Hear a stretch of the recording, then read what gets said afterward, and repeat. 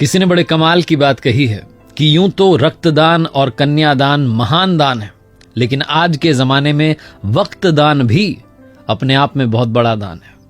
नमस्ते दोस्तों, मैं हूं आरजे कार्तिक। माय एफएम से 4 दोस्तों की कहानी है, नवीन, संतोष, मनीष और प्रवीण।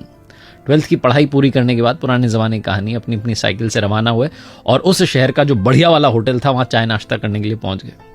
चारों ने मुश्किल से मिलकर 100 रुपए इकट्ठा किए थे। वहां पर जाकर के बढ़िया सी उन्होंने छोटी सी पार्टी कर ली। पार्टी खत्म होने को आई थी, वो पैसे लेने के लिए बिल लेकर के वेटर आया।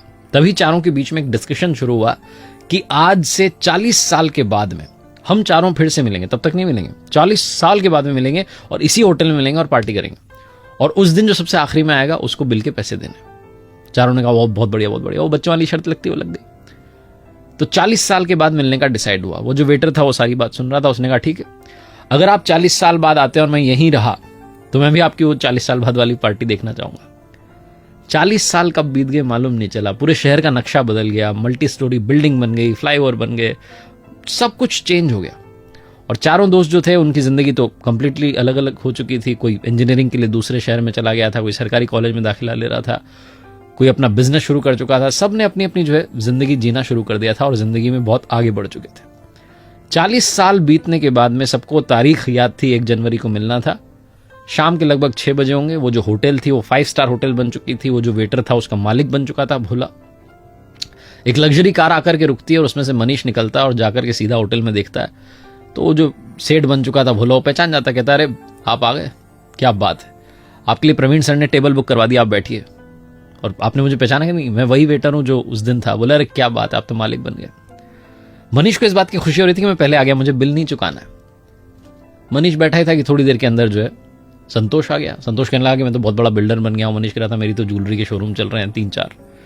दोनों अपनी बातचीत कर रहे थे कि नवीन आ गया। नवीन ने कहा जी मेरी भी बहुत बढ़िया कंपनी चल रही हैं। तीनों इंतजार कर रहे थे प्रवीण आ जाए। तभी वो जो सेठ था भोला, जो कि उसका मालिक था 5 स्टार होटल का, उसने कहा कि अरे आप शुरू कीजिए, स्नैक्स लेना शुरू कीजिए। उनका प्रवीण सर का कॉल आया था कि वो थोड़ा देरी से आएंगे, आप शुरू कीजिए। तो तीनों की जो है बातचीत, हंसी ठिठोली शुरू हुई, मजाक शुरू हुई।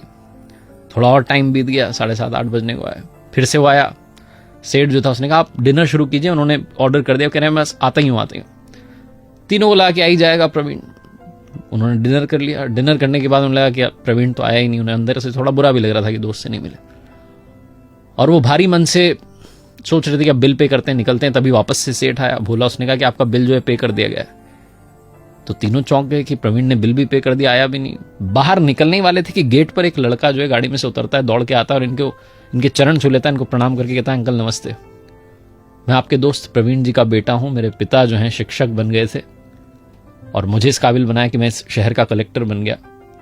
लेकिन पिताजी 1 महीने पहले ये दुनिया छोड़कर चले गए। उन्हें बीमारी हो गई थी, बीमारी ने घेर लिया था। लेकिन उन्हें शर्त याद थी, 1 जनवरी की तारीख याद थी, इसलिए उन्होंने कहा था कि तुम सारे अरेंजमेंट कर देना, बस उन्हें बताना मत। जब उनकी सारी पार्टी खत्म हो जाए तो बाद में बता देना। वो नहीं चाहते थे कि इतने सालों बाद आप मिलें और आपकी जो खुशी है उसमें दखल पड़ जाए।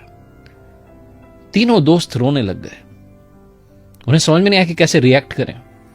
ये छोटी सी कहानी आपकी हमारी जिंदगी की कहानी बनती जा रही है। आप में और हम में से बहुत सारे लोग अपनों से मिलना बंद कर देते हैं, इंतजार कर रहे होते हैं कभी किसी सेलिब्रेशन का।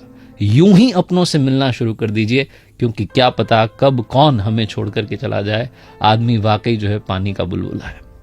छोटी सी कहानी जिसका सार ये समझाता है कि वक्त बिताइए अपनों के साथ में। ये जो वक्त दान है ये आज के जमाने का बहुत बड़ा दान है।